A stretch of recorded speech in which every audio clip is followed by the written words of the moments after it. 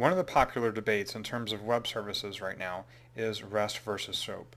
When should you use REST versus SOAP or vice versa? And can REST completely replace SOAP?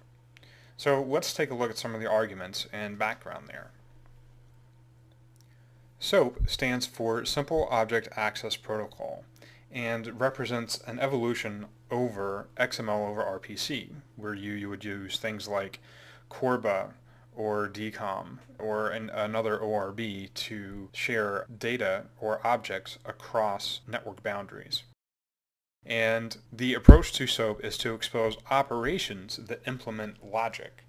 So there would be a submit order operation, and you would have a XSD object schema definition for what an order looked like.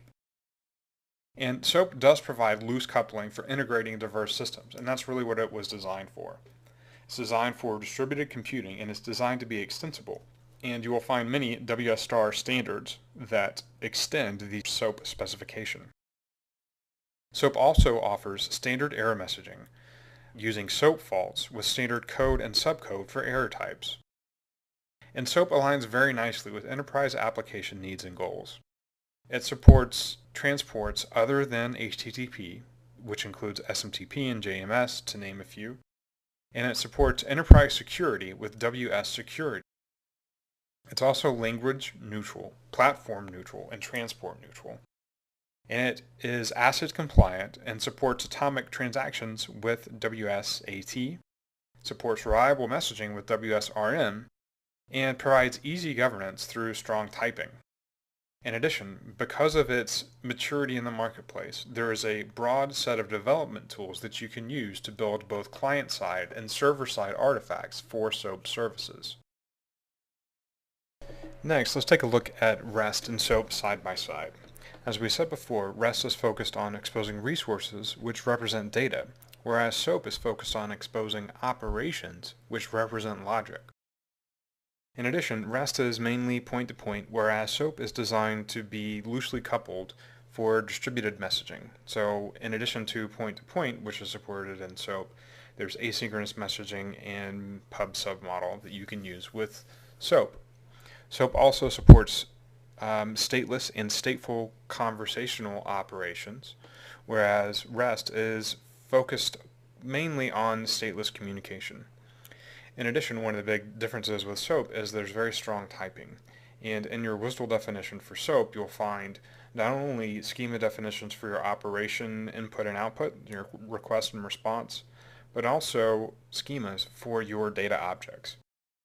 Whereas when you look at REST, a WADL file provides the URIs, operations, resources, and formats that are generated by the services. So those are some of the main differences. So there's two sides to the argument. One is that REST is better, and obviously the second is that SOAP is better. Here's some of the arguments why REST is better. REST can be consumed by any client, even a web browser, with AJAX and JavaScript. It's lightweight and doesn't require any XML parsing, and doesn't require a SOAP envelope for every message that goes to and from a service provider. And this is very true. Since you don't have to parse XML, the requirements on the client side are much lighter than if you did have to work with XML.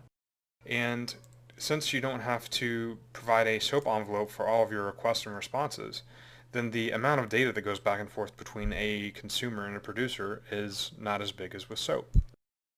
One of the other arguments is that SOAP is old and all the cool kids are using REST.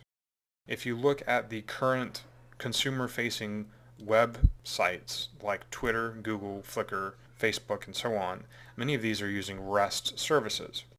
And it's very easy to learn how to use REST. It's just nouns and verbs and resources. So I can get a customer object, I can delete a customer object, and so on. It goes very well with the canonical data model of resources and verbs and actions.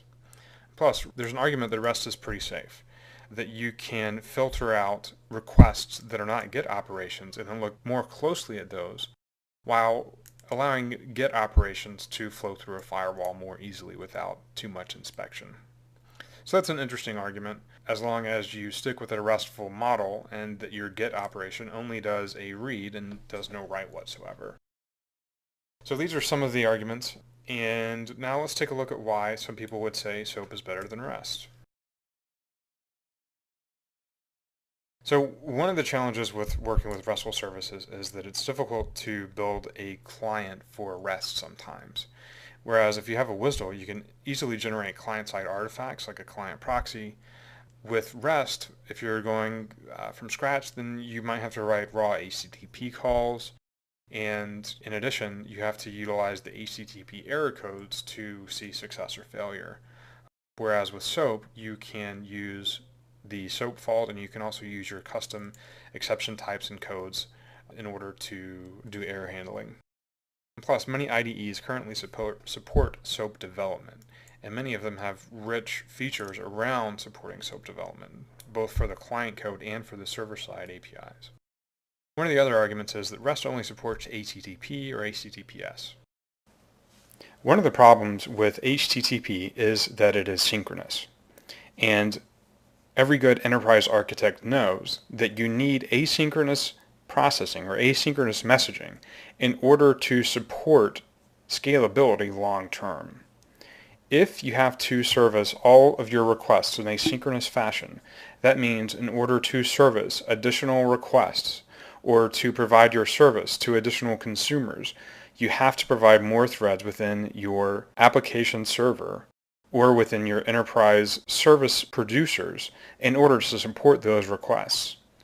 Whereas if you use asynchronous messaging, you can support additional consumers by using the same number of producer threads. So the approach to asynchronous messaging is to decouple the thread that is servicing the consumer from the thread that is providing the service or executing the business logic. In addition, REST, in terms of enterprise level security, REST is not as secure as SOAP, especially if you include parameters as part of the URI.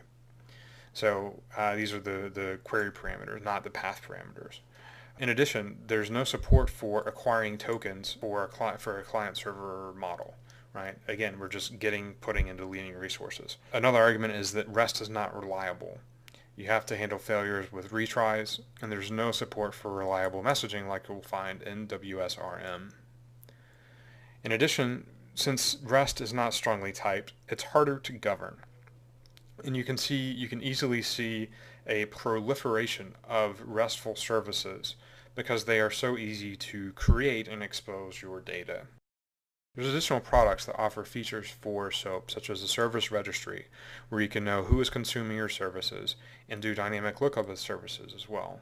Whereas the support for RESTful services is not as strong as we currently see for SOAP. So both SOAP and REST have their rightful place within enterprise and consumer applications, and there's no reason they can't coexist and support the same applications. REST is ideally suited for exposing data over the internet or networks in general, and has low bandwidth and CPU requirements. It's also good for creating mashups of different content from various providers on a web page. However, if you look at the enterprise requirements for messaging, you may find that SOAP is a better fit because it offers enterprise features like high reliability with WSRM, transactions with WSAT, security with WS Security, and asynchronous processing of messages. It also supports contract first development, such that if the contract changes, then both the producer and consumer need to be updated in order to handle the change, which in some cases can be bad, but in many cases can be good, especially at an enterprise level when you don't want your interfaces to change without the right level of governance. In addition, SOAP supports stateful conversational operations, such that you can have a conversation with a server and have that span multiple calls and have the same context for those calls. It also has lots of standard support and interoperability with business applications like Siebel and SAP and PeopleSoft, which are important to many enterprises today. It also has great tooling support for both client-side and server-side APIs. So while the learning curve may be shorter for REST, the tool support and ongoing support for SOAP services is very mature.